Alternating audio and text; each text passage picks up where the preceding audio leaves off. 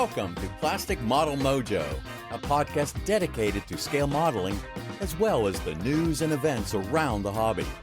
Let's join Mike and Kentucky Dave as they strive to be informative, entertaining, and help you keep your modeling mojo alive.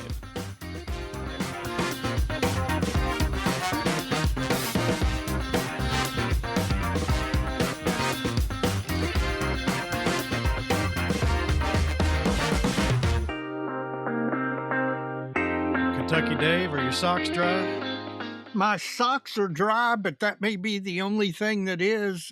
Wet weather has come back to the Kentuckiana area.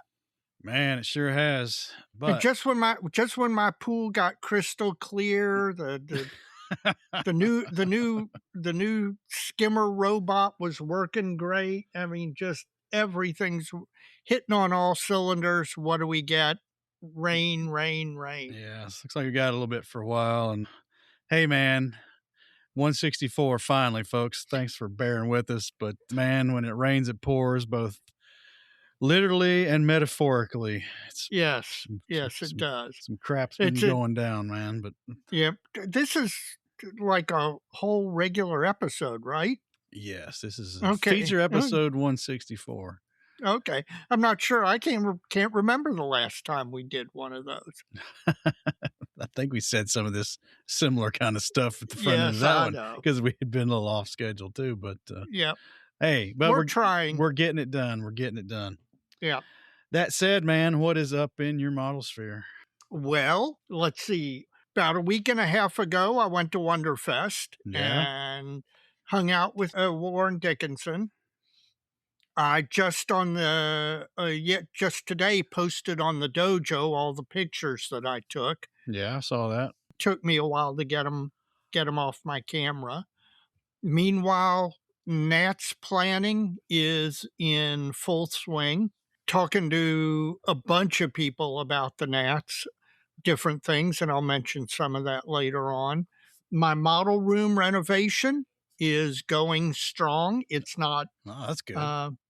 It's not moving as quickly as I want it to, but there's some certain things that I'm not going to talk about quite yet coming up that may accelerate a whole lot of things model-wise. So keep your eyes on this space. There may be a lot of posts in the dojo coming up soon. Skippy coming to help build all your models? No, Lord, no. That is the only person who could come help me and actually slow me down. I knew that. So what's up in your model sphere, man? A lot of same kind of stuff, man. I've been thinking ahead to the national convention. And in fact, Brandon called me yesterday about some stuff and got that squared away. And he texted me again today and got something else squared away. Looking forward to it, man. We had our model show spotlight featuring the cats from the national convention, and they're all excited. And I think they're going to have something good for us. So looking forward to that. And you don't realize how quickly this thing, 2 minutes ago, it was January and the Nationals seemed like forever into the future. And now here we are and it's already June and the Nats are going to be here before you know it.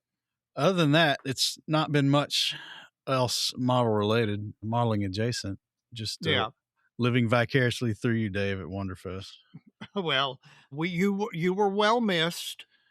Hopefully you'll be there next year and looking forward to seeing you at the Nats, if not before. That's right. So, Mike, now, as is traditional with a regular full episode, do you have a modeling fluid?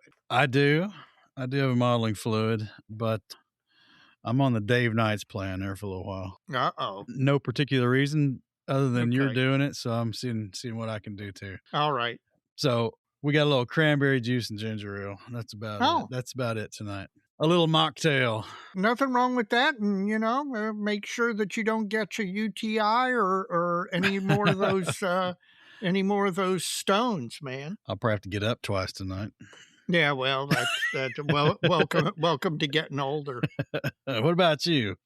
Well, I am still a teetotaler right now and will be for about another 2.5 weeks. Had an MRI today, which was not as bad as people make it out to be. I found it relaxing, but apparently most people don't. But in that vein, since I am still on the soft modeling fluids, and speaking of teetotaling, I have Kroger decaf sweet tea. So no alcohol, no caffeine, which will hopefully help my tremors a little bit. And, it's summertime, so sweet tea is the thing, man. When you come out from under this umbrella, we'll have to get something good and feature something Yes, cool. we Man. will. We'll be Yes, back. we will. We'll be back.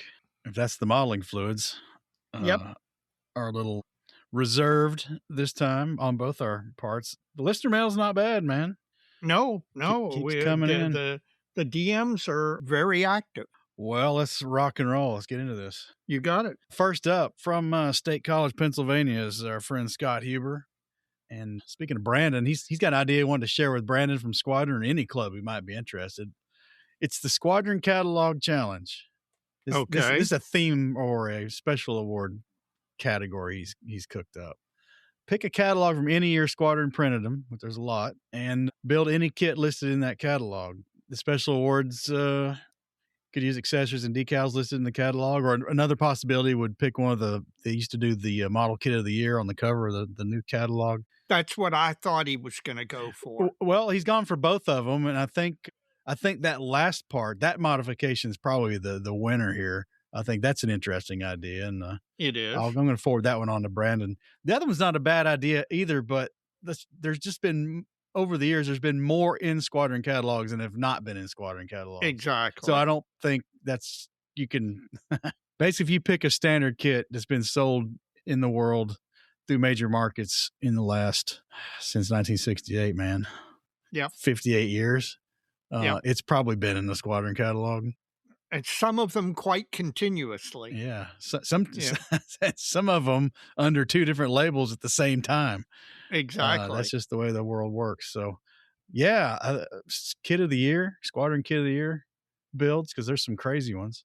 Yes. Isn't that thing that Chris Wallace built for you? Wasn't that thing kit of the year one time? Or am I mistaken about that? It might have been that 48 scale F-19. Yeah, the fake. Yeah, the fake stealth. The fantasy stealth. From who made that? Italeri? Yes. Italeri. Okay. And that might well have been kit of the year one year. I'd have to go back and find the catalogs and look. You got them? No. I save a lot of stuff. I am a pack rat, but I drew the line at Squadron catalogs. Up next is Will Timber Woods. I think he's up in Saskatchewan, if I'm not mistaken. And his email, his internet provider, part of his email address seems to indicate that might be true as well. But That's an aside.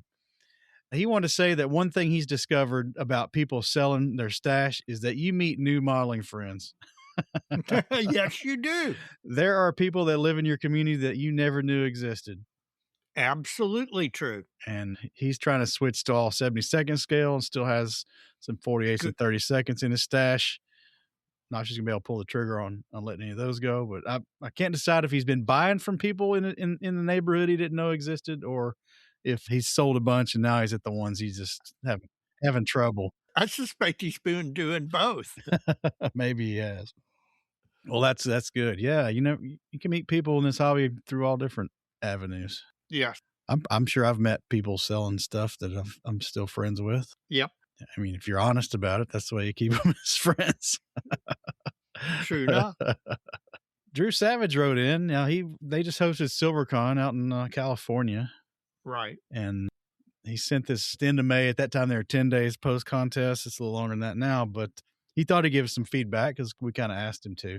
He says it's not easy to track the metrics on advertising, marketing, social media's impact on the show, but he can tell us that one other longtime listener, Ethan Idenmill, told him that the reason he came by their show was because he had heard it on Plastic Model Mojo and happened to be in town for other reasons. So he made a point to come by the show and check it out. So there's one.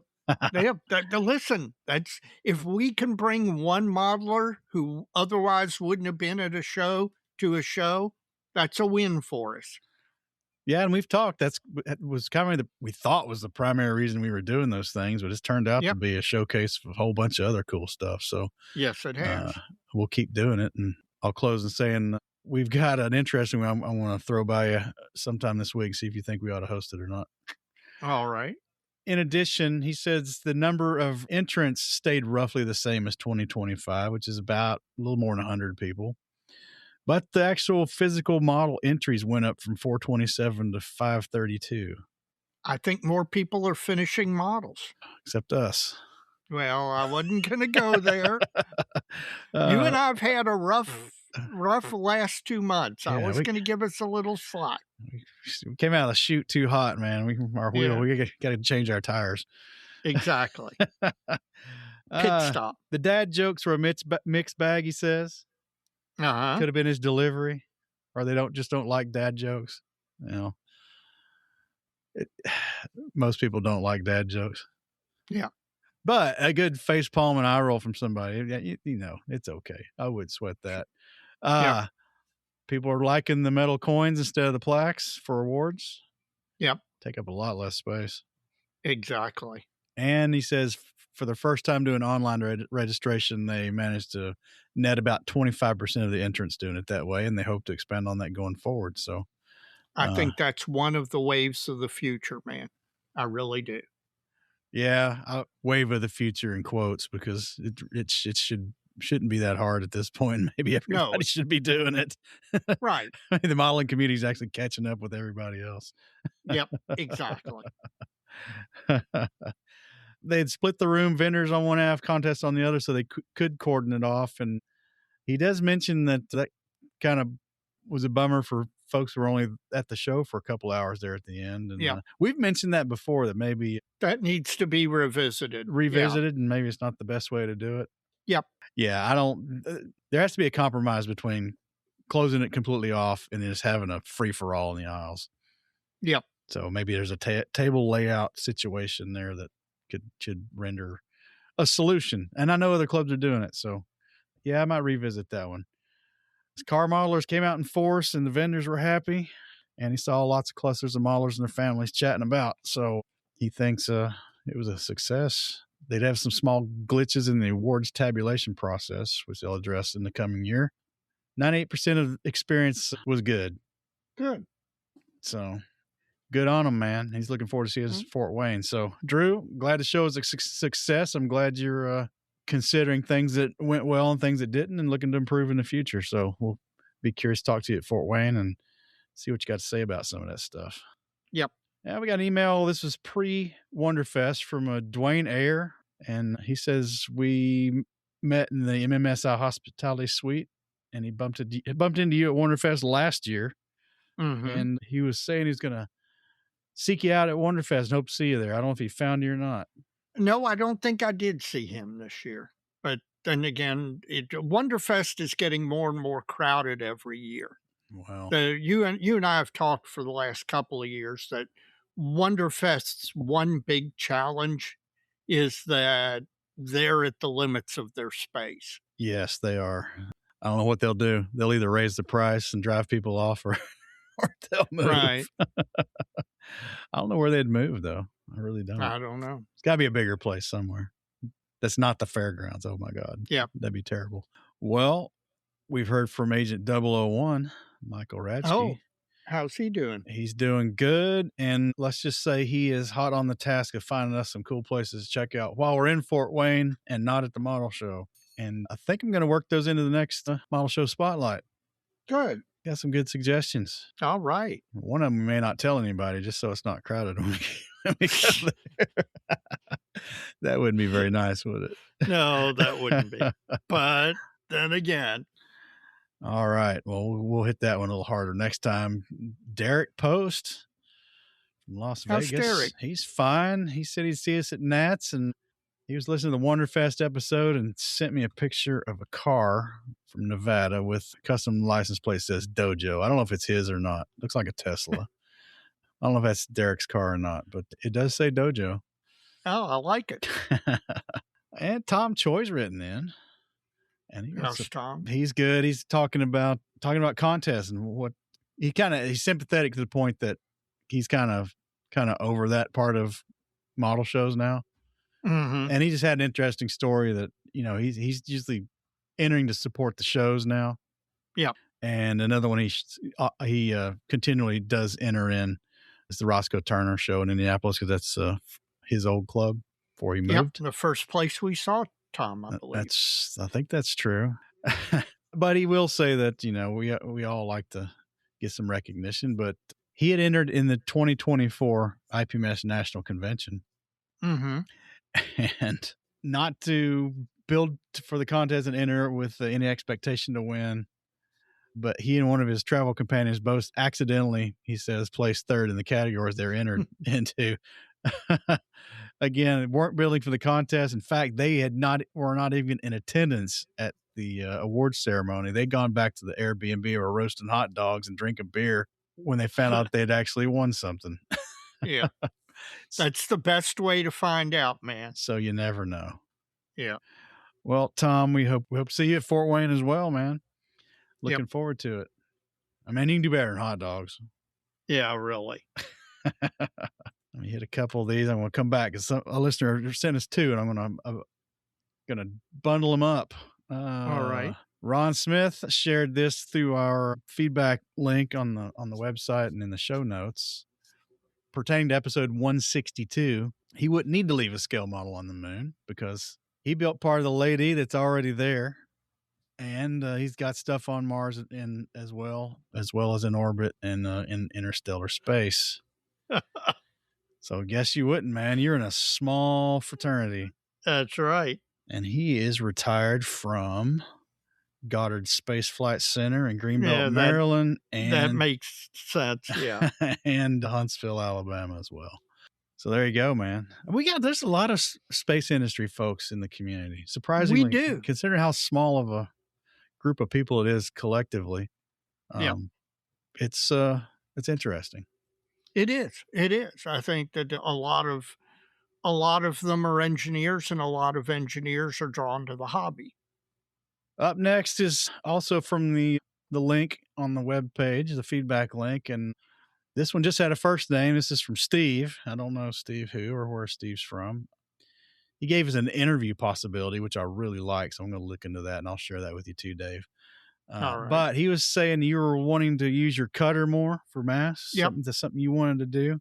And he's got a device and an app that's made by a company called Shaper Tools. It's actually for CNC for woodworking. But they've got this thing called a Shaper Tool Trace, and it's a frame and an app. And basically what you did is you put your sketch inside this frame, and then you use the app. And I guess, I don't know if the app's on your computer or your phone, but we can look it up and see. It creates an SVG file of your image. Oh, really? Which is not limited to the woodworking part of it. It can be used by any software package that can use an SVG file for your source file. Yeah. And he's provided us a web link for that. And it looks interesting.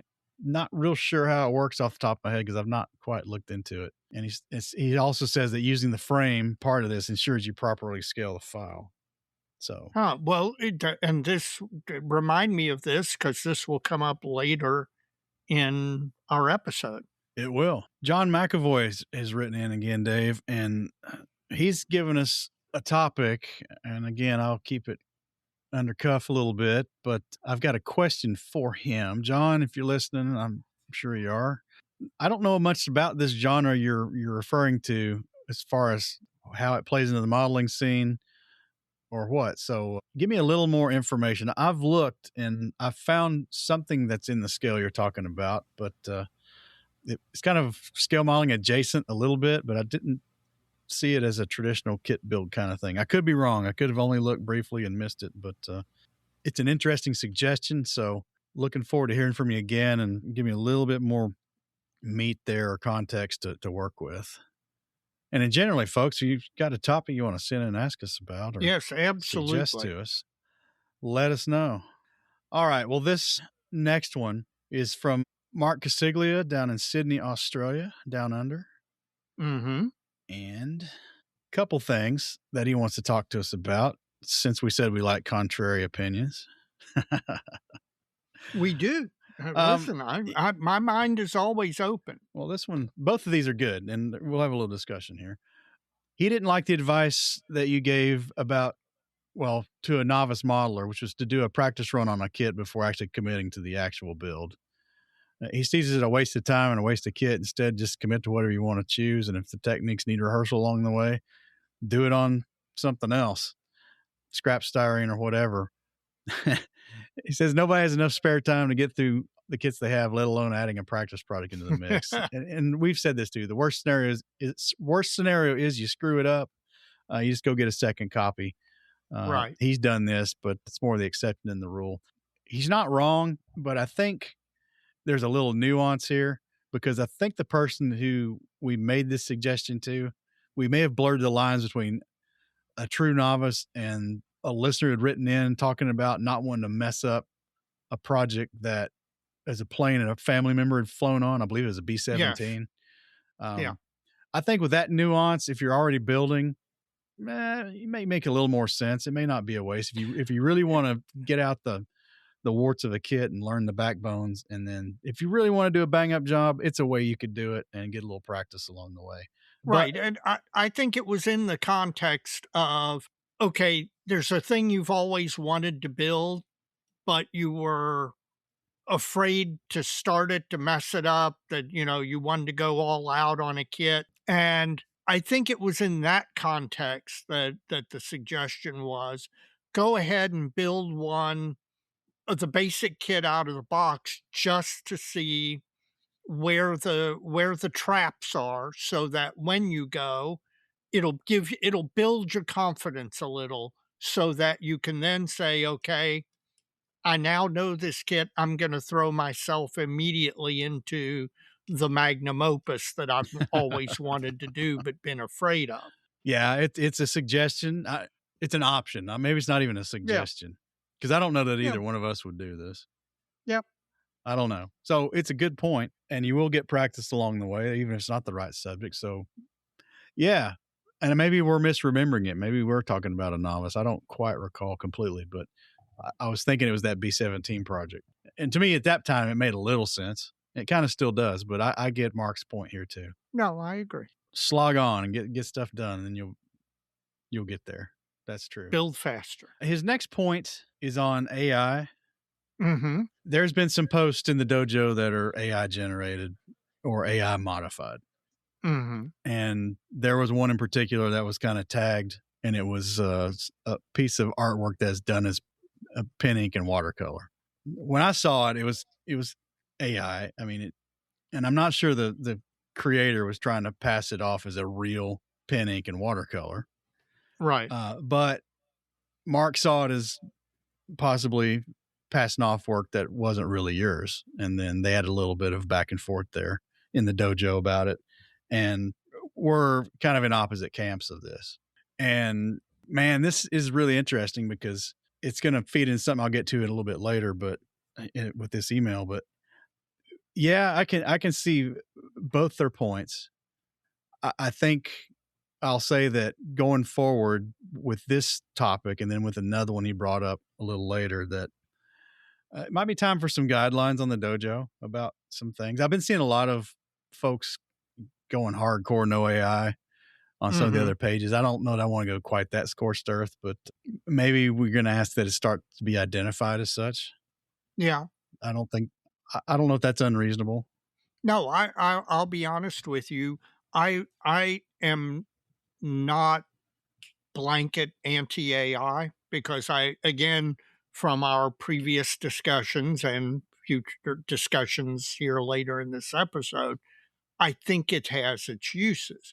But I do think, just as if you had a friend who built a really spectacular model and you took a picture of it and you wanted to post it on the dojo for everybody to see because you liked the work and you thought it was interesting and useful, etc.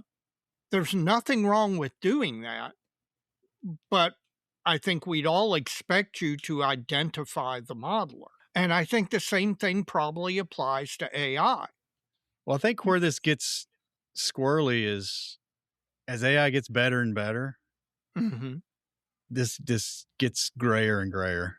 Oh yeah, no, I I've got an completely analogy agree. here, and folks can tell me if I'm full of crap or if it makes sense. Because there's kind of two camps. There's folks who say, this is just a tool to augment what I'm doing in my own creativity. And there's ones that say, well, you're really not doing the work, right? Right. So we come into some money. We're going to build our dream house. We hire an architect, right? Yep. We'll throw Steve Husted on the bus. We hire Steve Husted, world-renowned architect extraordinaire, retired. Yep. Or whoever. And we have the initial interview with our ideas, what we want in our dream house. And they go off and they do a preliminary. And 3 months later, they come back and we have another session with more input and more feedback. Then they come back again in 6 months. And we say, hey, that's great. And then we build the house and it's our dream house. Who designed the house? Exactly. If you're at a dinner social and then somebody said, who designed the house? What would you say? Well, you would say the architect. That's right. Yeah. So now you want to build a dream house. You prompt an AI. It gives you a floor plan and some elevations. You prompt it again. It changes them. You prompt it again and it changes them. And then you go build that house. Who designed the house? The AI did. I don't know if that's a good analogy or not. Again, you could have some nuance. Say, well, I designed it using AI and prompts. Okay. Right. All right. Okay. Maybe that works. I don't know. But you can say the same about the architect too, Right. Through my input, the architect designed the house with my input or whatever.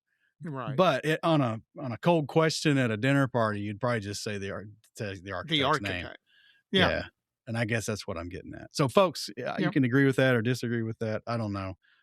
But there's going to be some changes, a few guidelines. I think if we're getting big enough, we're just going to have to do it. Yeah. For things like this. And then the other one was apparently we have the dojo set up to other pages can't join as a member. I don't know that that's us or that's Facebook. It's probably a box we haven't checked in Facebook. That may be. This can be done. Yeah. And okay. Mark's one of those guys who's got, he's got his life, he's got his modeling life, and the circles on the Venn diagram don't intersect too much. He likes to not inundate folks who aren't interested with that kind of stuff on his personal social media, but he'd like to share on the dojo and places like that. So as soon as I figure that one out, we're probably going to make that change as well. So yeah, I don't see any reason not to allow, if Facebook allows it, I don't see any reason not to allow pages to join. I think they do. I think it's allowed, and it's probably a default that it's not allowed, right? Because our podcast hosts, our host provider for the podcast, their social media page is that way. It won't allow. Oh, okay. But others will. Because I know I've joined some pages as Plastic Model Mojo. Anyway, we will look at that. Yes. So. See what we can do, man. We'll add it to the list. But the good points, and back to the AI thing real quick before I hand it off to you for the direct messages. Gosh, who was it? Somebody just put a hard line in the sand. Oh, it was Chris Maddings with the Inside the Armor, not doing any AI generative design work for his products. Oh yeah, he does not. Well, I mean, this is an emphatic statement. Yeah. So that's his take on it as far as with regards to his own business, which is fine. It's if that's the way he wants to do it, that's the way he should do it. Well, and I certainly see an argument to be made for the human touch, the intentionality and creativity that a human brings to a project is possibly qualitatively different. For now, although yeah, I was gonna today. Yeah, you beat me to it at the present moment. The problem is, I don't want to even call it a problem. The thing is, technology always evolves. Yeah. Well, Dave, that's it for the email side of things. What's going Oh, on? those was fun. That was fun. Those were good. What's going on with the direct messages? We got a lot. Again, they tend to build up when we don't do a feature episode as often as we should. Yes. First, I want to mention Tyler Leversage out of Invermere, British Columbia. He messaged me out of the blue because he saw a new book from Casemate Publishers called Baptism of Fire about the pre-World War II Hungarian Air Force and the border skirmishes that they had just prior to World War II. And he brought it to my attention because he thought it would be something I'd be interested in, because apparently he's a mind reader, because I had already added it to my Amazon wish list. So it's pretty good. He's pretty good at knowing what I was interested in. But again, it's one of those things where just out of the blue, I get communications from listeners and they're like, hey, have you seen this? And now in this case I had, but in many cases I haven't. And it's like having 1,000 eyes and ears out there. You guys are fantastic doing this stuff. And it's just wonderful. So Tyler, I really appreciate you reaching out, and clearly you know what I'm interested in. Mike, the next DM is from our friend Michael Grisabian, and I'm relying on you for that pronunciation. So, Michael, if it's wrong, it's Mike's I fault. think you got it this time. Good. Michael did the thing that I do more than I'd like to admit, which is he bought 2 copies of the same book. And it happens to be a book on the Japanese float plane version of the Zero, the Roof. Yeah. And because he had a spare copy, he DM'd me and asked me if I wanted it. And of course, well, first of all, I didn't actually have that book. So, of course, I told him, yes, I did. And the great bonus is it comes with decals for roofs in 3 scales. There you go. Yeah. So thank you, Michael. Well, that worked out. Yes, it did. I assume you have a roof or 2. I do, but I am waiting for somebody. I mean, the best roof kit is the old Hasegawa kit. Oh, okay. Which is not bad. But it is a 1990s kit. So I'd be real thrilled if Tamiya or Fine Molds came along and did a roof. So we'll see. I'll hold my breath and see if that happens. Well, just because I don't know how early in the Zero lineage did that plane first get fielded. It was early. It was concomitant with the Model 21. So that's the series Fine Molds is doing, right? No, well, Fine Molds did the early series way back when. Oh, okay. Which they're re-releasing, but the ones that they're currently doing are the late model Zeros, the Model 52s. Okay. All right. So anybody, do it. I don't care who, somebody do a roof. Next DM, again, was one part of a continuing conversation. As you know, I'm a fan of the lighted X-Acto handle that X-Acto made for a number of years. Oh, yeah. I remember this. And they stopped making it. And I had mentioned that I was looking for one, and Sean Hurt up in Columbus, Ohio, had DM'd me and said he had one, a spare one. It was on his bench, and he'd send it to me. Well, kind of like me, he got derailed by some health issues.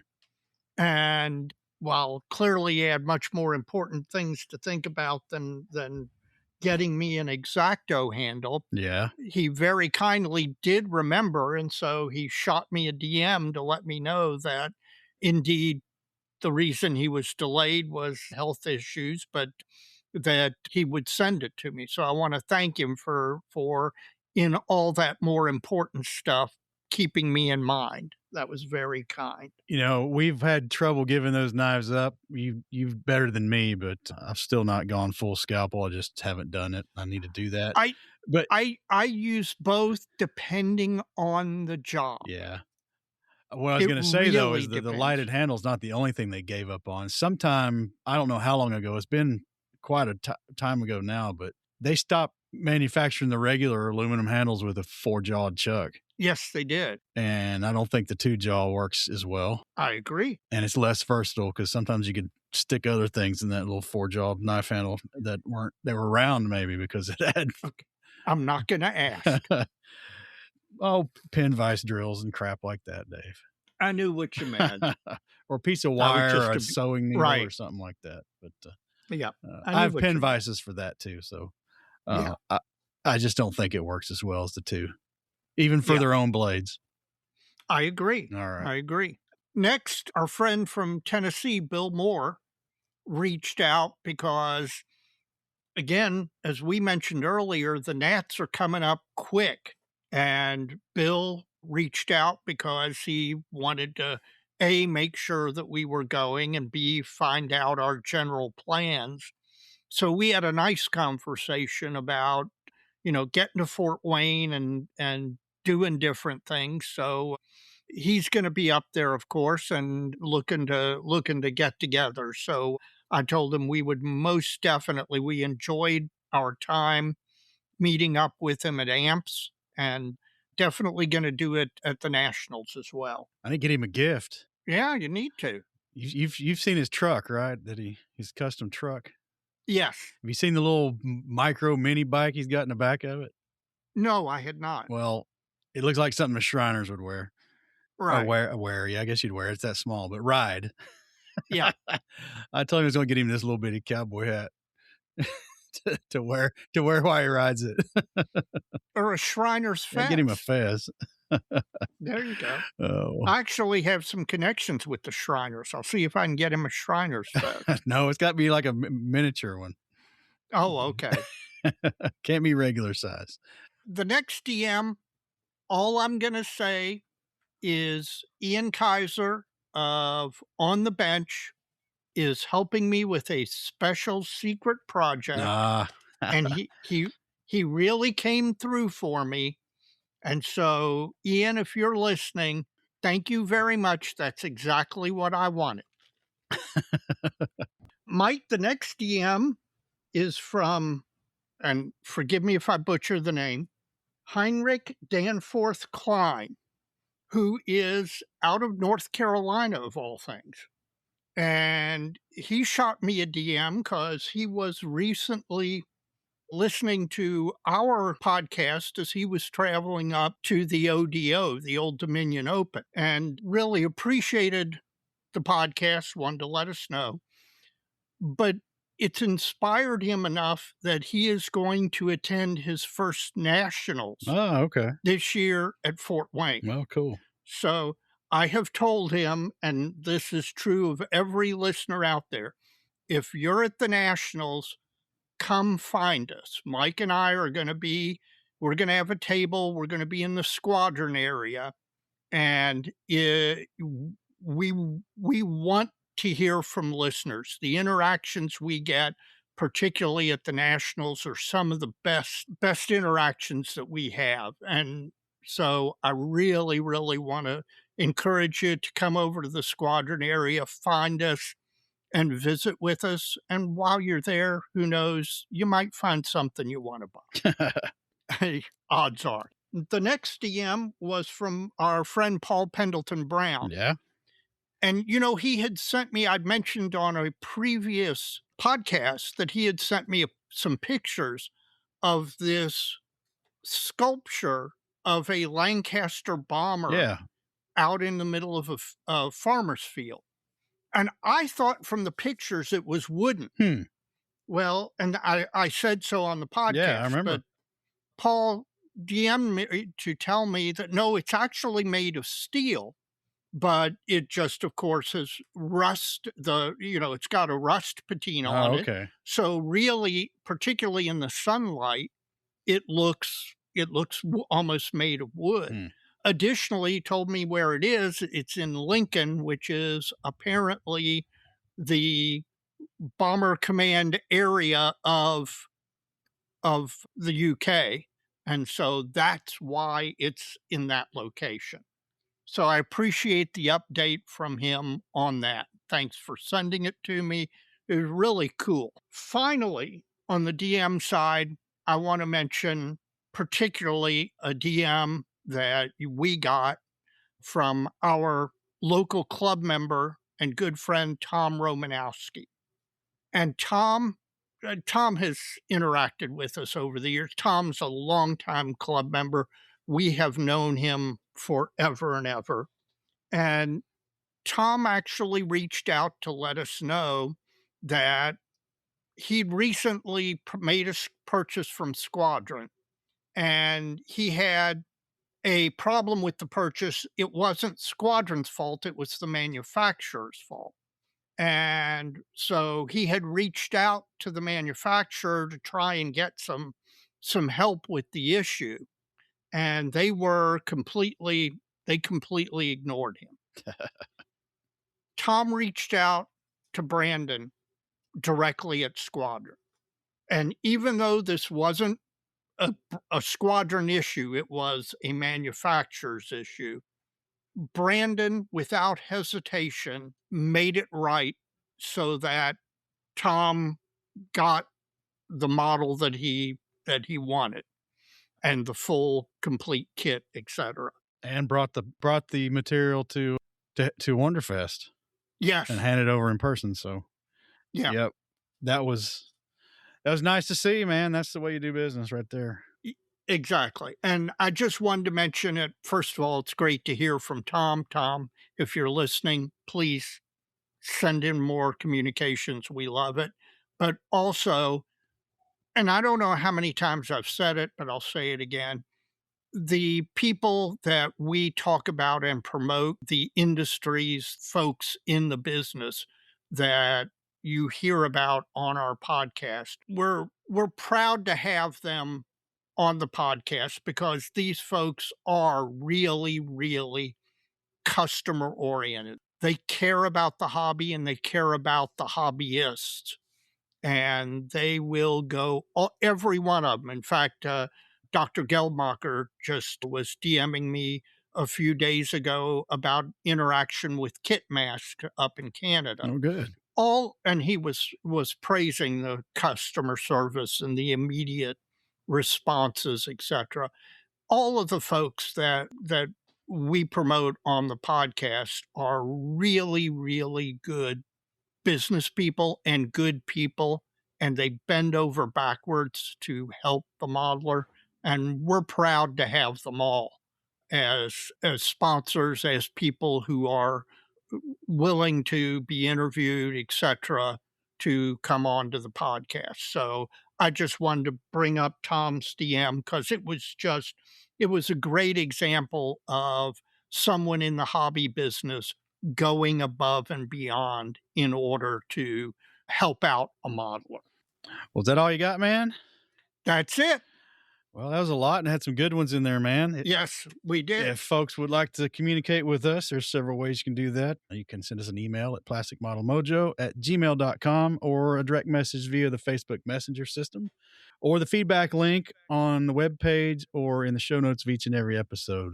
We'll take them any way we can get them and send us some. We love to hear what you got to say. Keep it coming. We really, really, Mike said it before, but this is our favorite segment of the show because, again, we really love the interaction with the listeners.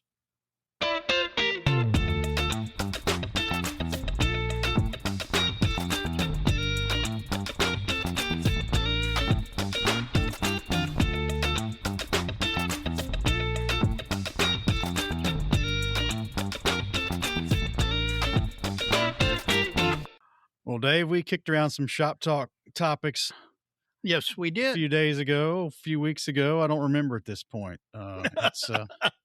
It's all blurring together. But we've got 3 that hopefully folks will get something out of. Usually they do, but you never know, man. Yeah. All right, let's get on to the first one, man.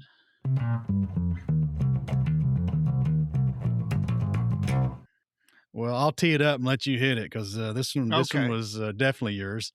There's been a lot of tech development in the hobby, not just of late, but I don't know, since we've been doing the podcast, and some of it's been going on a lot longer than that. So, where'd you want to go with this one? Well, I say that we are in the golden age of modeling, and we most certainly are. And that's usually just talking about kits and books and decals and stuff. Right. Right. And I don't want to ignore the technological developments there. Kits now with CAD rendering and machine cut molds and all, the kits are so much better than they were even 25 years ago, much less 45 years ago. And many of us have kits in our stash that are that old or older. So I don't know, as far as kits themselves, I don't know if tech has advanced as far as it can, and it can't make much more gain. But then again, we're starting to see these developments of all 3D printed kits, or kits where only the main structures are injection molded and everything else is 3D printed. So I'm not sure, even as far as kit development goes, that we're not going to see further enhancement. Although I struggle sometime to imagine how, but I do think we are. Well, at least you'll be surprised. Yeah. The kit one is interesting because in my line of work, historically, I've been pretty close to injection molding for a long time. Yeah. A lot of the technology that even the newest kits are using is not necessarily new. Right. I just think that the cost of equipment and the cost of labor has come down to the point. I'm gonna say this is the only reason. Certainly, there's been some improvements in the technology, but I think a large part of it is the cost of the labor and the cost of the equipment has come down to a point where people can put that kind of attention and machining time and electrode burning time to cut the molds into something as I don't know, as what's the word? Esoteric. Esoteric as a model kit. And I don't think that's the word I'd use, but esoteric subjects within the model kit. Well, hobby. Exactly. That was my point. But as banal as a plastic model kit, maybe is the word I'm looking for.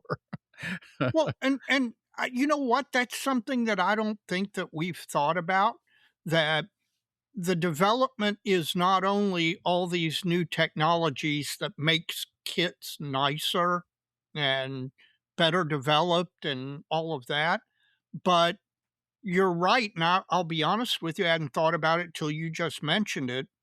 The cost of the technology has now fallen far enough that we're getting kits of things that we never that 20 years ago would have been completely uneconomical to manufacture.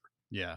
And now, because of these technologies, the labor portion of it is so reduced, is so small compared to everything else, and all those costs have fallen, that you can get the fairy fruit bat, or the whatever kit that's been your heart's desire, that is so one-off that you wouldn't think that a manufacturer would ever do it.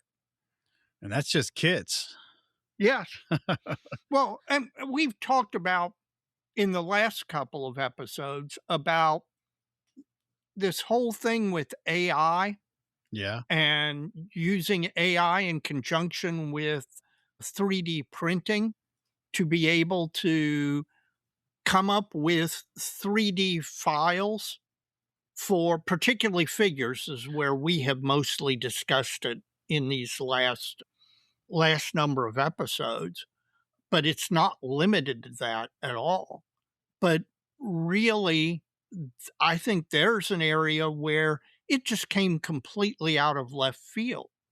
I mean, 9 months ago, nobody was really talking about it. Nobody was doing it. Nobody was thinking about it.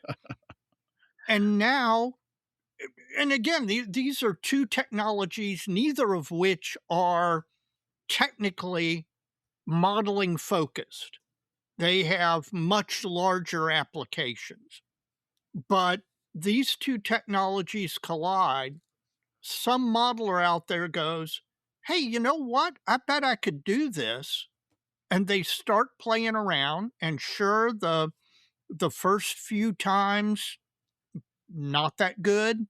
And then the AI makes another generation or two. And then you get a new generation of 3D printers. And then before you know it, there is a whole addition to our hobby that wasn't there a year ago. We've talked about it. We had Jake McKee on to introduce it Right. to us and to a lot of other people for the first time. And then it wasn't long after we put that episode out, there was a couple other people in the dojo that said, oh, yeah, I've been trying this too. And so he wasn't alone. Right. He's just the first one we met that was doing it. And then a couple Right. more came out of the back room to show that they've been doing it too. And now Robbie Knopf's the model guy on YouTube has just put out a video recently. I haven't watched it yet, but I was going to mention that. So I'd be curious to see what he's doing with it and how. I'm going to have to watch that video because he's no slouch as a modeler. No, but it also, in my mind, brings to the forefront the question of, well, if that happened a year ago and now we're here where we are, what's around the corner that we don't even see that's going to be coming? And I'll tell you one thing that may be that. I was at and that's really what kind of sparked this discussion. I was at Wonderfest, got to hang out with the crew that we interviewed from the Fort Wayne convention, got to see Warren Dickinson, got to briefly talk to Brandon, who was very, very busy. But while I was there was a company, and they're not manufacturing yet. They're developing the technology, and they're going to do a Kickstarter, and I will put a link on in the show notes for this. It's an amazing piece of technology, and it really startled me. What it is an Optivisor. Okay, just it looks a little different than your standard Optivisor, but you'd recognize it as an Optivisor if you walked up on it. And you put it on, and it has lenses. You keep your glasses on if you wear glasses, and then you bring the swing arm of the Optivisor down, and it puts two little lenses in front of your glasses. And then you hold your fingers out in front of it like you would if you were manipulating parts in a model. And no matter where you hold your fingers, this thing snaps into focus. The focal point becomes wherever your fingertips are in front of your face, whether they're 6 inches, 8 inches, 12 inches, whatever. It's a constant autofocus, almost like you'd get with a DSLR camera, except it's not that thing where the motor moves and it slowly comes into focus. This thing snaps into focus. And I've been thinking about this thing I spent 5 minutes at this booth playing with this thing. If they'd have sold me their prototype, I'd have bought it right then and there. And I can't wait till they start making these, and when they do, I will buy one. I'll be first in line to buy one, and I still haven't figured out exactly how the technology works, but it is freaking amazing. It's going to end like the jerk, Yeah, exactly. the optograb. Yeah, Everybody's going to go cross-eyed, sue you, sue the company. but I read the material you sent in the link, man. That's like, wow, that's kind of crazy. it is. I kind of sort of think I know what's going on, but I don't know how it works Yeah. fundamentally. Well, I'm sure as an engineer, you could spend 15 minutes looking at it and you'd figure well, out. I suspect they've got some kind of distance measurement on it somehow. Oh, they clearly do. They've got some sort they're of. running current through some kind of material in the lenses that changes based on that feedback. And I'm just making crap up, but I don't know what else is. If nothing is mechanically moving on them, that's got to be something like that, Right. And it just it's flat amazing, and I can't wait for them to actually sell these things because I'll buy one. And I spent 5 minutes at that table, and I was just mesmerized. And again, that brings up that larger issue. Well, if this thing is out there and somebody's taking the technology, which clearly had to exist somewhere else, and is now bringing it into the hobby space, what the heck else is out there that we don't even see coming? Yeah, you're right. So we'll have to put that link out there and see if these glasses interest anybody else, because Yeah. Well, and to go back to the email that you read earlier about the app that does the tracing. I don't know what the app actually does, but yeah, well, the frame turns it into an SVG file. Right. I call it tracing, but I haven't seen the app. I don't know how it works. But there's 100 things like that that are coming along and that are going to simultaneously make our life a whole lot easier and a whole lot more complicated. I think there's going to be more of a learning curve, but by the same token, we're going to be able to accomplish things that we'd only dream about 5 years ago. Well, this kind of goes on the same vein as cost and the reduction in price of technology for entry point for doing certain kinds of projects. Right.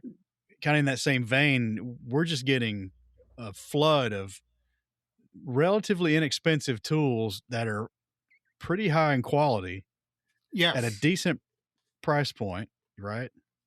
Mm-hmm. That are like just for one particular task. Yes. And now some of those are machined and some of them are, real pretty machined aluminum and anodized, like some of the space stuff. Some of them are have 3D printed components with some standard off-the-shelf hardware in them, like one of the Liang tools that I got with the help of Adam Coleman, who's the Liang rep for North America. It's just for the task of, it does two things and two things only.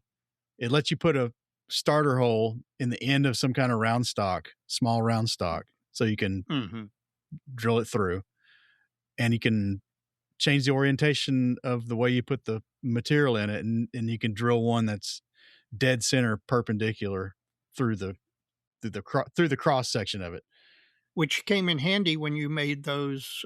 What were they, turnbuckles? Yeah, those turnbuckles, and it's it's just little stuff like that, and then I'm starting to get a small collection of these little things, and used to stuff like that. Like if a machinist had it, either they made it themselves or it was really expensive. Right. So I don't know. That's kind of another way tech development has kind of changed things in our hobby. as you well know, being an engineer, if you have the right tool for the job, it makes the job so much easier. A lot more If fun. you hadn't had that little tool from Liang, you'd have probably you'd have made 10 runs trying to make those turnbuckles instead of being able to do it right the first time or the second time. Yeah, possibly. I don't know. I was certainly had to create something on my own to do it with, but now I got this thing and I don't have to go do that. But again, it was made possible by 3D print advancements and somebody and the proliferation of inexpensive CAD too, I'm sure. Mm-hmm. Yeah. Anything else on this one? Nope. I think that's at least scratching the surface. If listeners out there know of new tools, new technologies, want to talk about any of this, please email us or DM us, because again, used to be in the 80s, I knew every 72nd scale kit that was made because there weren't that many of them. I mean, there were only X number of manufacturers who released X number of kit. Now it's like drinking from a fire hose as far as all these new tools and technologies come. So, the listeners can be our eyes and ears. If you see something or utilize something or use something, think we should know about it, please DM us, email us, let us know.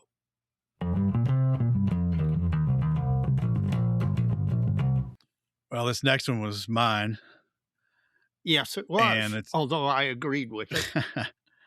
It came about because I'm in this phase of my KV85 project. We'll talk about a little bit more in a few minutes. But it's just, what kind of paint procedures and preparations do you do? I'm not talking about actually applying the paint.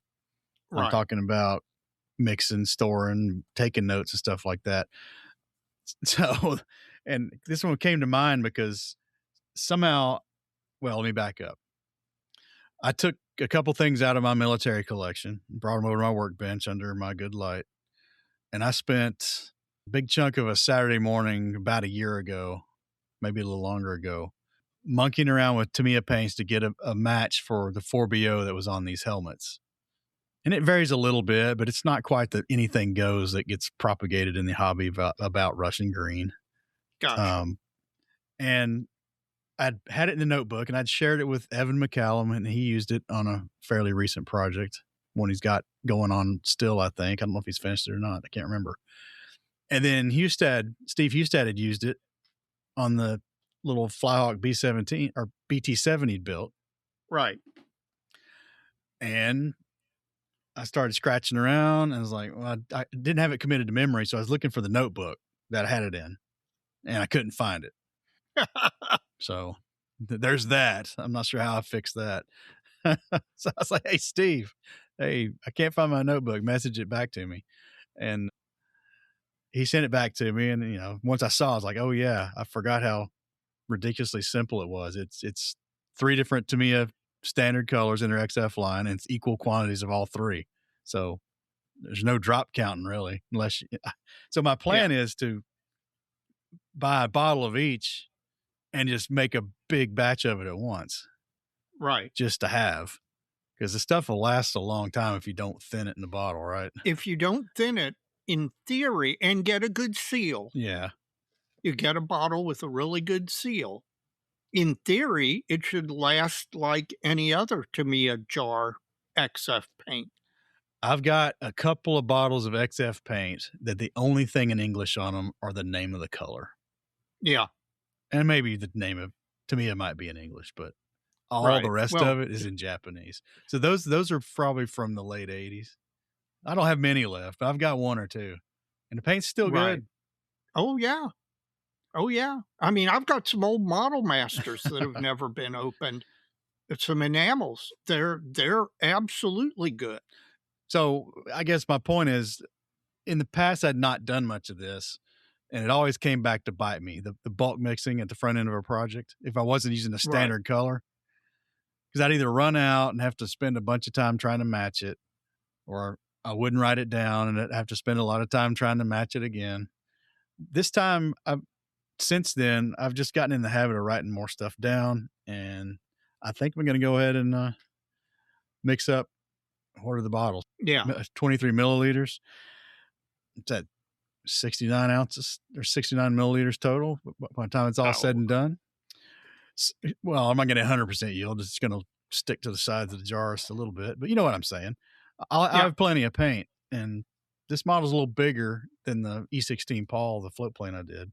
I'd prepped some paint ahead of time for that thing too. Mm-hmm. The topside green was a standard color, but I had a panel shading color I mixed up quite a bit of ahead of time. I just didn't want to run out. Right. If you got any new or old habits that you like to stick to when you get to the painting phase?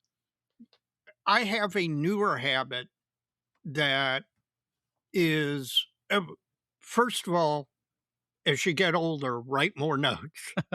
And this app that a listener recommended that I'm still playing with called Brush Rage gives you an opportunity to do that and have it in your build so that you can just go find it. It's in there in that build. And then if you're doing something else and you want that color, you can just go back and look at that build and it pull up the note.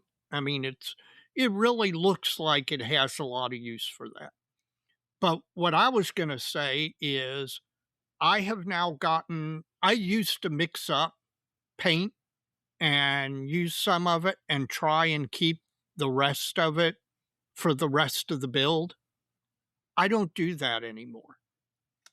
I mix up enough paint for the paint session that I'm currently having. And then if there's any little remainder, I throw it into my waste jar. And when I go to paint again, even if it's the same color I was painting 3 or 4 nights before, I mix up a fresh batch, because particularly if you're using like MLT with lacquers, but it's really bad with enamels. Enamels will, once you mix them. Now you're talking about reducing them for airbrushing. Right, reducing them for airbrushing. Not custom colors. Well, mixing, sometimes I may mix some custom colors, but I won't mix up a big batch of custom colors. So that's what I'm getting ready to do. I mix up just enough for that night's session. And this may be superstition. There may be no actual science behind any of it, but I seem to get better results with freshly mixed paint. Whereas if I have a jar, even an unthinned jar of a custom color that I mixed up a week ago, and I go back to it, pull some out, thin it to airbrush it, it just doesn't seem like it sprays quite as nice. Yeah. Goes down quite as smooth. The first part about the thinned paint, I believe, but that last bit, if it's not been reduced yet, I don't buy that. That's superstition. Well, and it may be total superstition on my part. I'm just telling you, I've had enough bad paint sessions. I've had enough things go wrong that this is what I'm doing now. And so far, doing it that way, I haven't had any problems. So all right.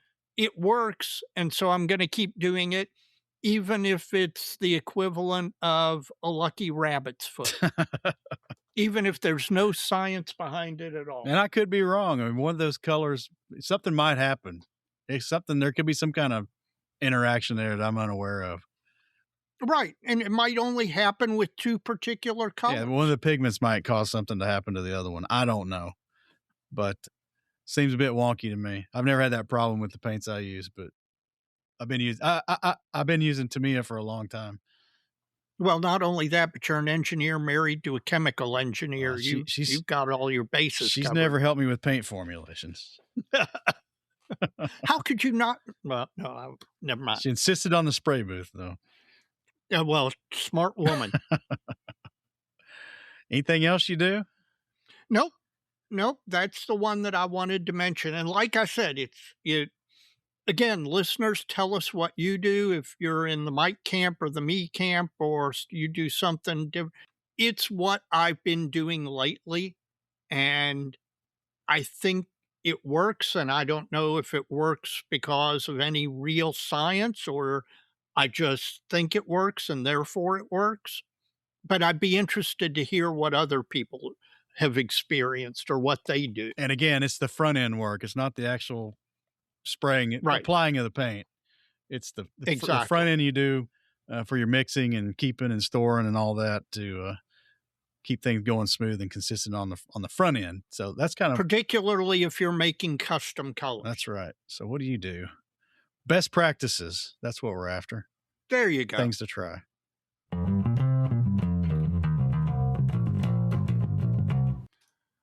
This one's you again, man. Yep. And this has been brought up by so much of what Mike and I have done with this podcast is stumble into things that turn out to be really interesting or really great. And we started doing the show spotlights because we're both big fans of shows, and we want to promote shows and promote clubs so that they have successful shows. But what that's developed over time is us discovering all these little, I don't want to call them quirks because that sounds dismissive, all these different ways to put on a show, and the different things that are featured, the different stuff that individual shows have that make them unique. And that's been, Mike and I now talk about this a whole lot, not when we're recording like this, but when we're texting or DMing each other, or when we're actually talking on the phone or whatever. We actually talk about this a lot because this has developed into a really interesting area that just developed naturally out of our doing these little show spotlights.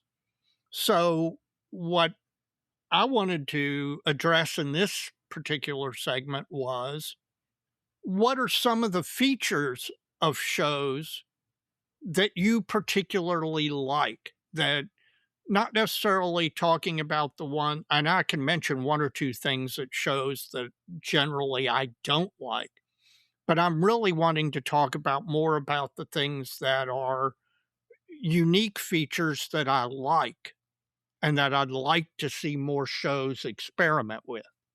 So, Mike, do you have a particular feature that comes to mind of shows of particular?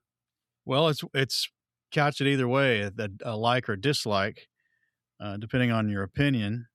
But Drew Savage mentioned it in his SilverCon recap that he submitted to us through listener mail. I really like it when the host club finds a way to not cordon off the model area during judging.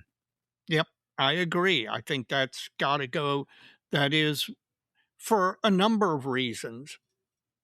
The number one is that you get people who show up at a show after registration is closed, and they may have to leave before the show's over, and they never get a chance to see the models, but maybe at a distance, if they're all in the same room.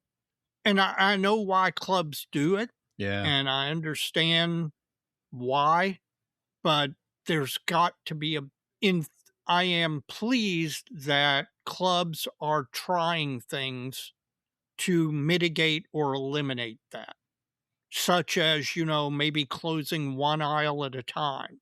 Or working from one side of the table. Or one side of the table, or just judging while people are going through and just asking them to give the judges room as they're working a particular area on a particular table. AMPS obviously has now that their style has some issues of its own where some models don't get out until later on Saturday. But, they prejudge everything and then get it to the table. So you never have a time where the model display area is closed. Right. And that's ideal. If you can accomplish that, ultimately, I think that's the platonic ideal. Now, what the Nationals does is different, but it accomplishes the same thing, because what they do is they judge late in the evening on Friday evenings. So the model room is closed for judging, but it's closed only late on a Friday night when, people going through would be few and far between, Yeah.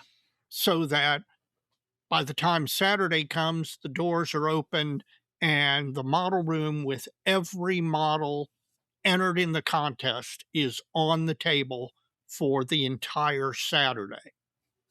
Yep. And that's the platonic ideal to me. What about you? What do you like?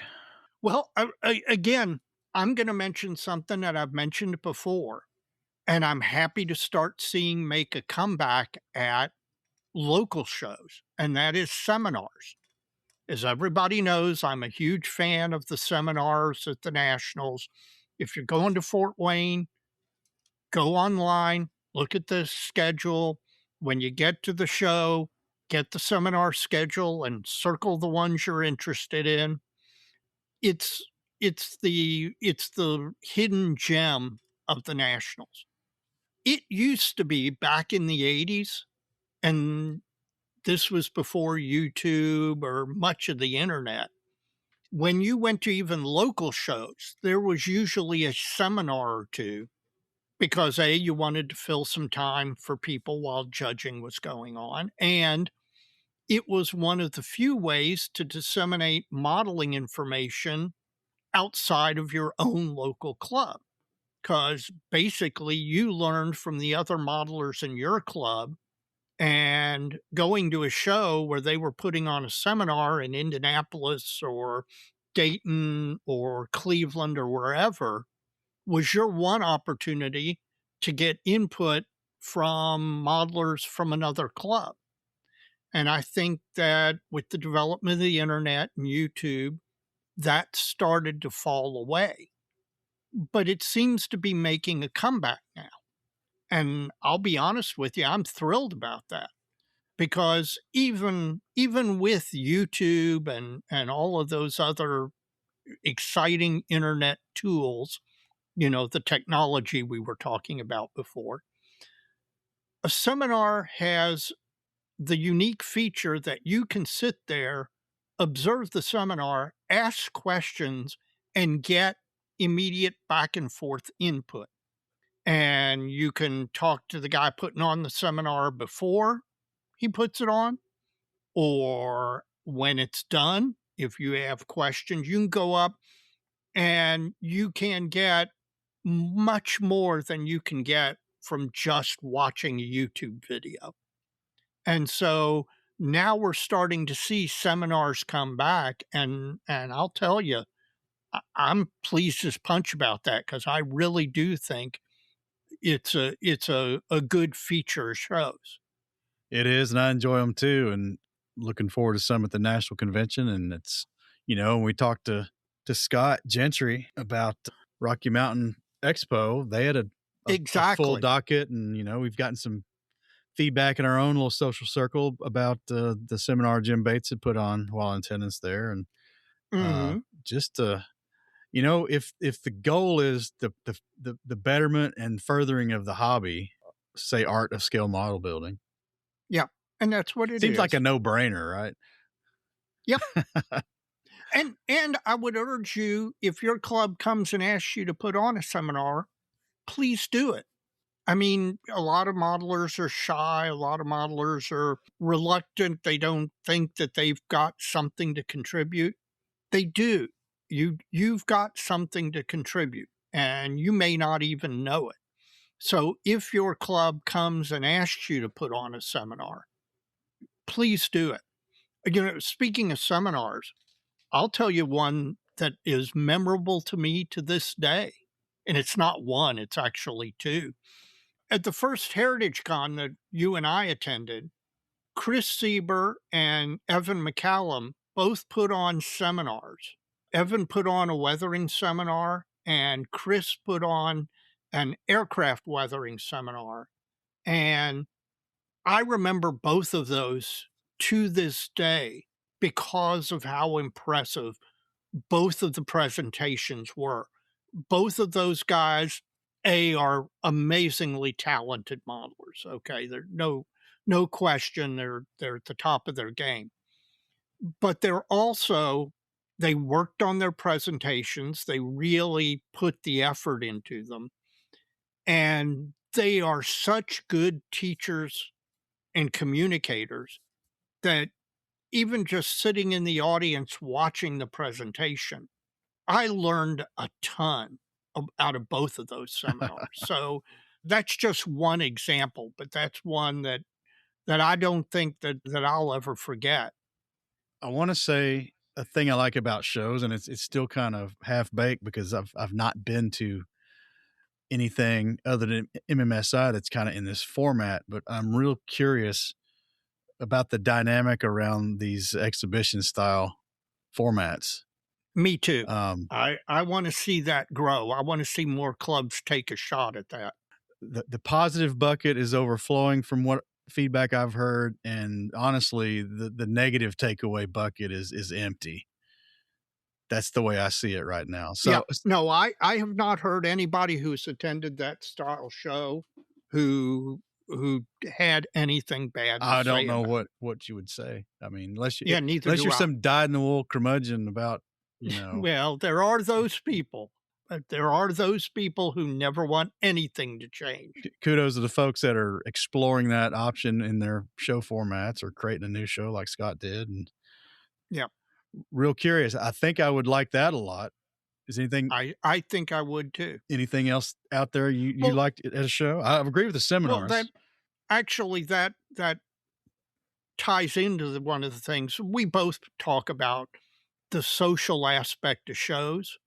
And one of the things that format that you were talking about, the exhibition style, where all of the models are grouped together rather than at categories, etc. and all, it really does, the way that Rocky Mountain and Wine Country and some of these others are doing it, it promotes the social interaction, because with big name tags and big signs telling you whose models they are, you can find those modelers and ask questions.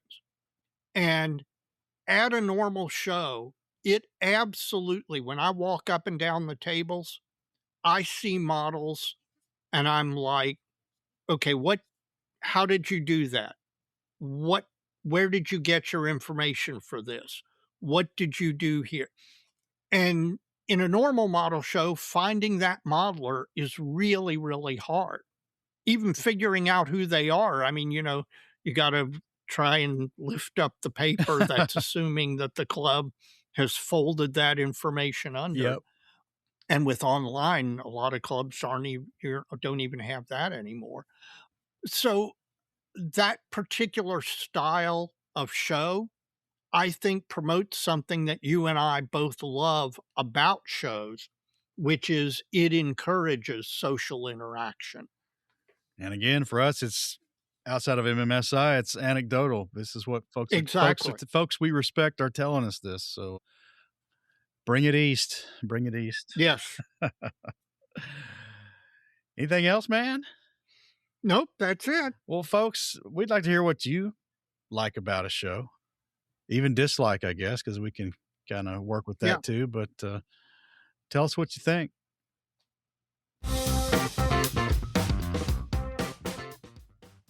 Model builders know Bases by Bill for innovative display solutions for any scale model project.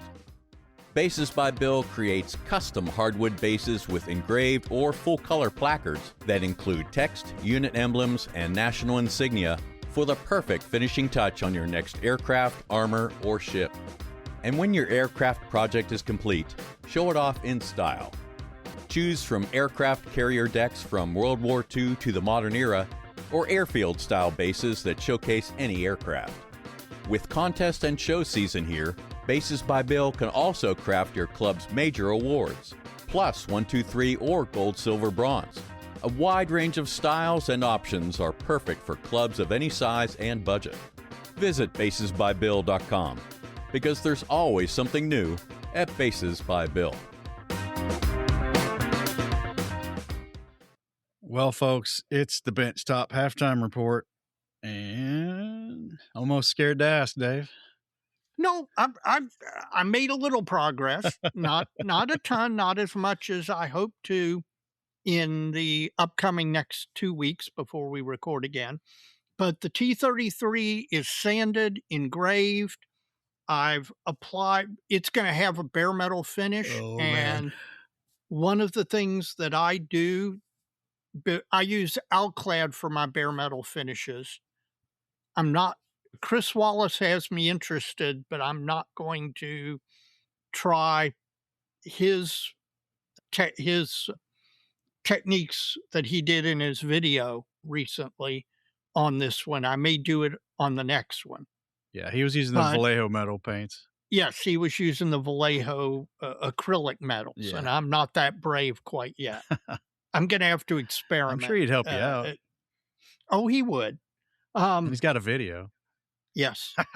But before I apply Alclad to put down a bare metal finish, after I finish sanding and engraving, what I do with any model where I'm going to put that bare metal finish on, I give it a quick coat of Future, because what the Future does is, it gives you a rock hard surface to apply it to.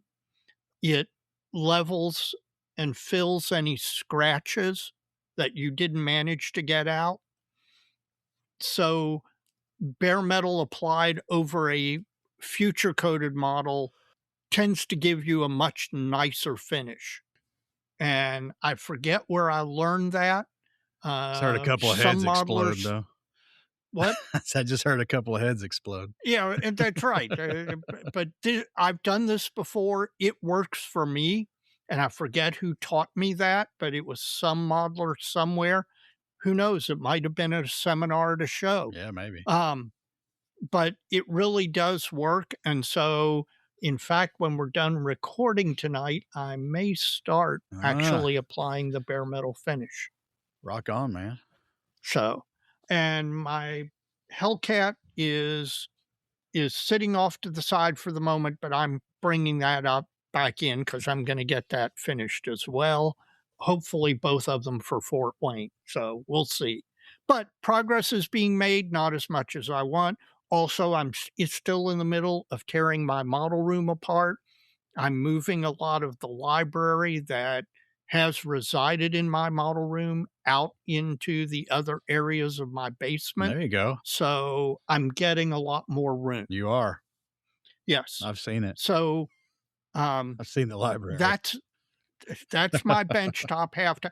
Well, you're doing the same, or at least you've been planning to do the same. Yeah, I've been planning that since we started this podcast too. So no progress yet. Maybe it will come to fruition this fall. I hope so. Not hold my breath, but it has a chance. So what's your benchtop look like? Got back to the KV85 and I cleaned up some of the fuzzies that were in the primer. Mm-hmm. And I've got that all resprayed again. So and you've rediscovered your 4BO formula. And I've got my paint formula, so I got to mix up some paint to start that with. I've been kind of planning my process by looking through some of the books some of them I had a long time. The other one's one I picked up when we went to Heritage Con. I picked it up at Michigan Toy Soldier. It's got a Soviet light tank in it. That's kind of got some stuff I may try. Yep. Had a little negative modeling, nothing major. The straps I made for the fuel cans, I damaged one of them, so I got to remake it. That's not terrible. It happens. It happens. They're fragile anyway, so Yeah. it may be foreshadowing of what's to come. So let's hope not. Well, when you make them, make a couple of extras. Yeah, I thought I had, but it turns out I did not. So Yeah. apparently I'd thought about it, but never followed through. I tell you though, one thing I've not primed yet, and I'm kind of glad I didn't just trudge on through it.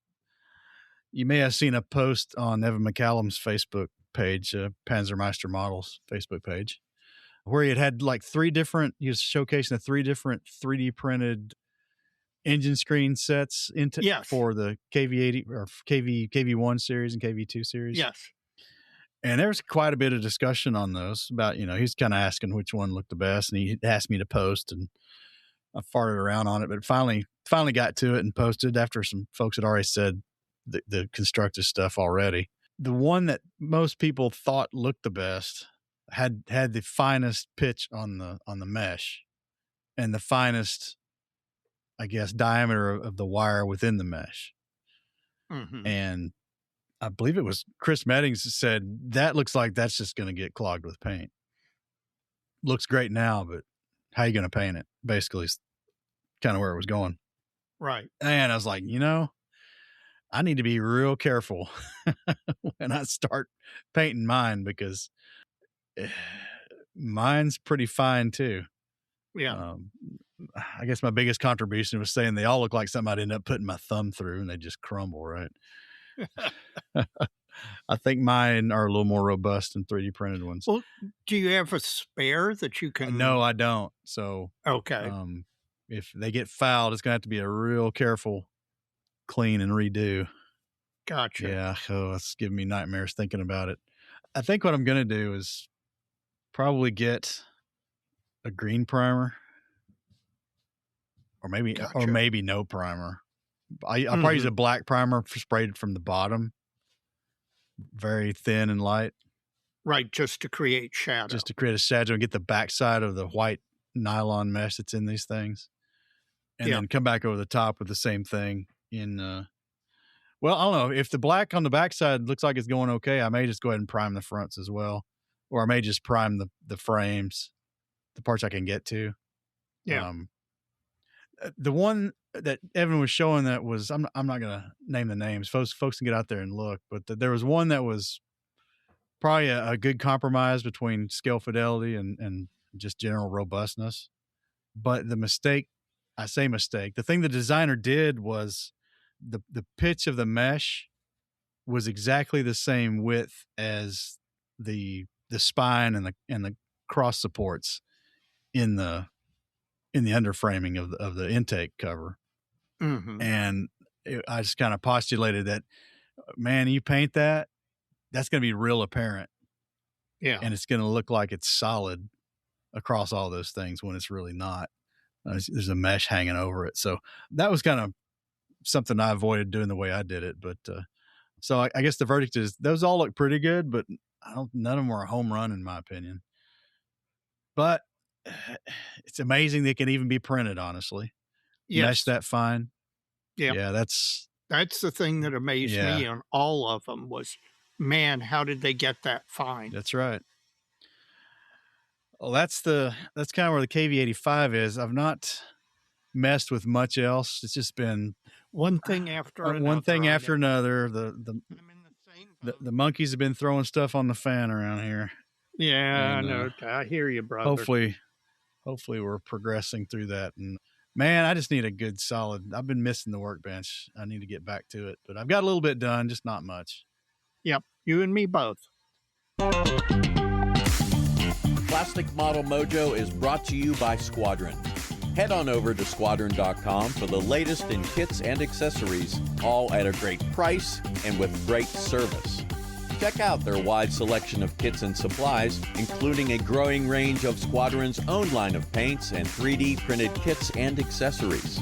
Mark your calendar for April 2nd through April 4th, 2027, and join Squadron and the Chattanooga Scale Modelers at the Chattanooga ModelCon Eagle Quest 2027. Squadron, adding to the stash since 1968. Mike, have you been adding to the stash? No, I have not been adding to the stash. Are you saving your money for the Nats? I've been so disconnected lately from the hobby enjoyment that I've just not spent much money. Now I mentioned the paints for the 4BO mix. I forgot I actually did order those today. Yeah. So those are on the way. And there's something else I bought, but it was pretty inconsequential. So no new kits for me, not yet. There's a few that are hopeful, but we'll talk about those when we're doing faves and yawns here in the future. Yeah. What about you, man? You went to Wonderfest, so I know you spent some money. Yes, I actually have been holding up the honor of Plastic Model Mojo by stimulating the hobby economy. I went to Wonderfest, and at Wonderfest, one of the dealers had AK third gen paints, the true water-based acrylics that AK came out with a number of years ago in the dropper style bottles. I really like this paint. I think it's a step above Vallejo or Life Color or any other of the true acrylics that I've used. And so what I've been doing is I've been acquiring bottles here and there, and to the point where I'm packing up all my Vallejos in a box, and next time I see Mike, I'm just going to give him all my Vallejos, most of which I don't think are dried out. I think a lot of them have not been opened. They still could be dried out. But I'm committing to the AK Gen 3 line, and at Wonderfest, a dealer had the entire rack, and so I bought a significant number and was able to work out a pretty nice deal. But I got about 40 bottles of paint. And you trying to get them all? Huh? You trying to get them all? Eventually, I'll probably get most of. Well, I'll get all of the aircraft related ones, some more of the military, and then probably a lot of the basic colors that you use that aren't particularly model or military related. I also bought a kit. I have a soft spot in my heart for the F5, particularly in the aggressor schemes. And for the longest time, Italeri was the only game in town. Yep. And that kit is not a great kit. Well, I mean, for the time it was fine, but that thing was made in the 80s. Sure. And then a few years ago, Hobby Boss came out with one, which is an improvement over the Italeri, but yeah, it's still a little bit lacking. A lateral move. A step-up lateral move. But then about a year or two ago, I think, it might have been a little longer, I'm not 100% sure, a company called Dream Model released a 72nd scale F5, and I had meant to pick it up and never had. And I was browsing eBay, and somebody had one for a very good price. So I went ahead and bought it. I bought a couple of books, thanks to Jeff Inchai Groves, who always forwards me Hamilton books whenever they send out an email regarding sales and blowouts. And I picked up a German reconnaissance aircraft book and a book on the B-29s in Korea. Both of those are areas of interest for me. And then finally, the company Steady, S-T-E-D-I, I had picked up a couple of their tweezers a couple of months back. They also make scribing tape. And having just finished rescribing the T-33, I realized that I needed some scribing tape, or that it would be helpful. So the scribing tape Steady produces, it actually is marked on the tape every millimeter. So it makes cutting, measuring, and placing when you're trying to do something accurately, it makes it a little bit easier. So I picked up some of that. Well, not too bad. No, I spent some money. Now I am trying to save for the Nationals because I've got a list at the Nationals. It could be ugly depending. All right. So I'll be there to cheer you on, man. Yeah, well, right. I'll find you some stuff to spend your money on. Yeah, thank you. Yeah, you're going to live vicariously through me. Thank you. Plastic Model Mojo is brought to you by Model Paint Solutions, your source for Harder and Steenbeck airbrushes, David Union power tools, and laboratory-grade mixing, measuring, and storage tools for use with all your model paints, be they acrylic, enamels, or lacquers. Check them out at www.modelpaintsolutions.com.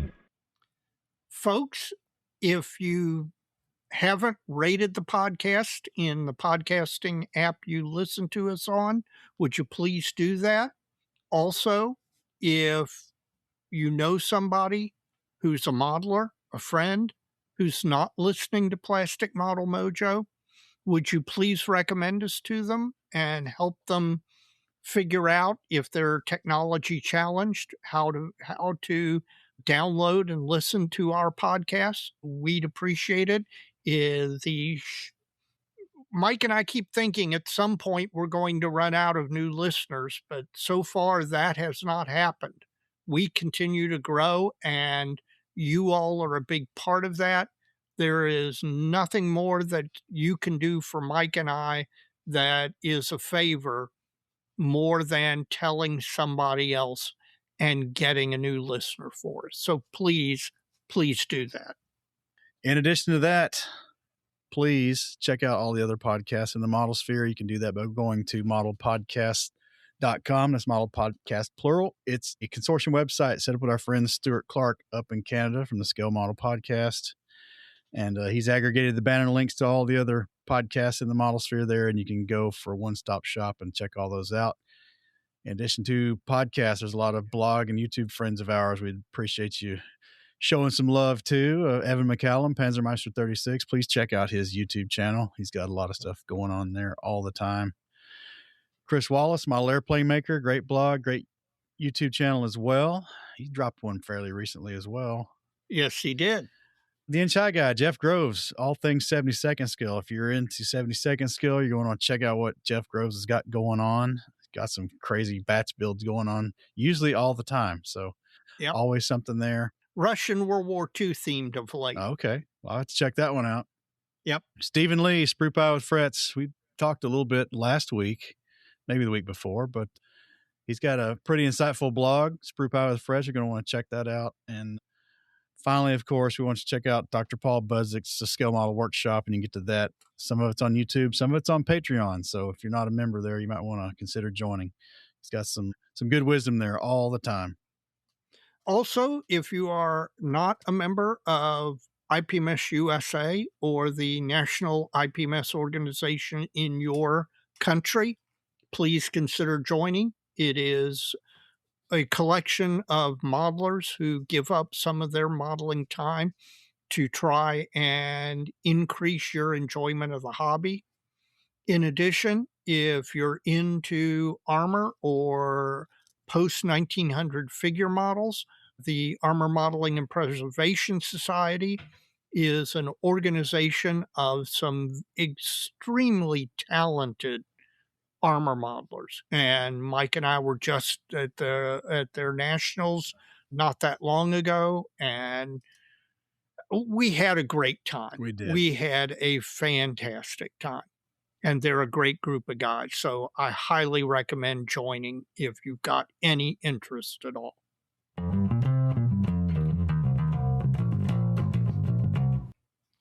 Mike, we're at the end of the episode, and that is our modeling fluid wrap up.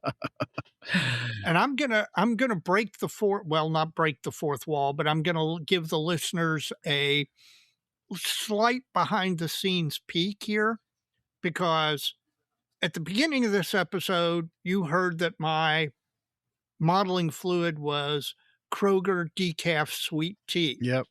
What you don't know is Mike and I had to record this particular episode in 2 sessions on consecutive evenings.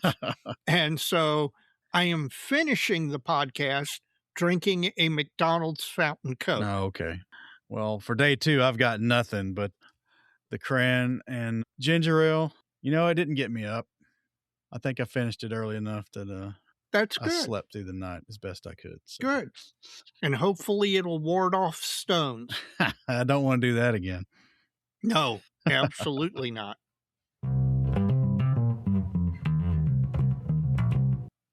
Okay, Mike, we're at the actual end of the episode.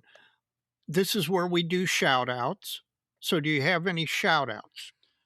Well, I would still and will always shout out the folks who have chosen to support Plastic Model Mojo through their generosity. We picked up a few more. Unfortunately, I didn't get that information collected, so we'll drop some names next time. So my apologies for that. But if you'd like to join the ranks of these folks who are helping us out month to month or one at a time or however, you can do so through several avenues. We got a Patreon, we've got PayPal, Buy Me a Coffee.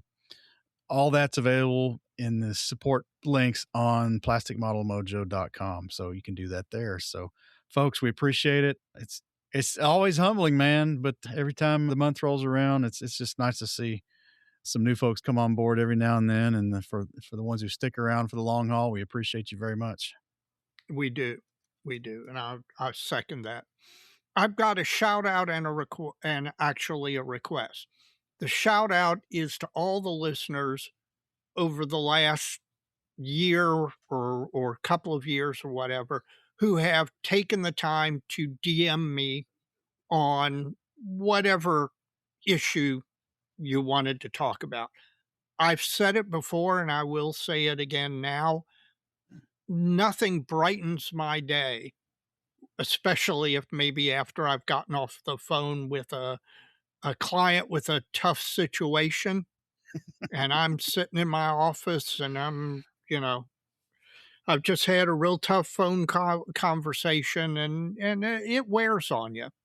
Nothing brightens my day more than out of the blue getting a DM from a listener on whatever modeling topic, whether they listened to something and they wanted to contribute, whether they agreed, whether they disagreed, whether they wanted to tell me about a kit or a technique or whatever.